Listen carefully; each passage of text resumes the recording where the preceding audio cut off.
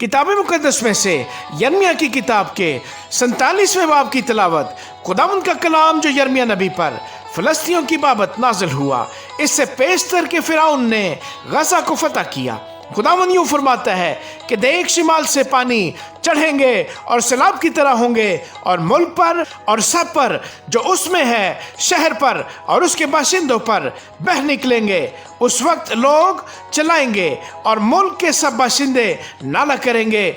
उसके ताकतवर घोड़ों के सुमों की टाप की आवाज़ से, उसके रथों के रेले और उसके पहियों की गड़गड़ाहट से बाप कमजोरी के बायस अपने बच्चों की तरफ लौट कर न देखेंगे। ये उस दिन के सबब से होगा जो आता है कि सब फ़लस्तियों को गारत करे और सौर और सैदा से हर मददगार को जो बाकी रह गया है नेस्त करे, क्योंकि खुदावंद फ़लस्तियों को यानी कुफ्तूर के जजीरा के बाकी लोगों को गारत करेगा। गज़ा पर चंदलापन आया है, इस कलून अपनी वादी के बकिया समेत नेस्त किया गया।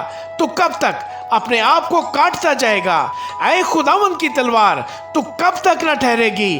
तू चल अपने गिलाफ में आराम ले और साकिन हो। वो कैसे ठहर सकती है जबकि खुदावंद ने अस्कलोन और समंदर के साहिल के खिलाफ उसे हुक्म दिया है, उसने उसे वहां मुकर्रर किया है। आमीन।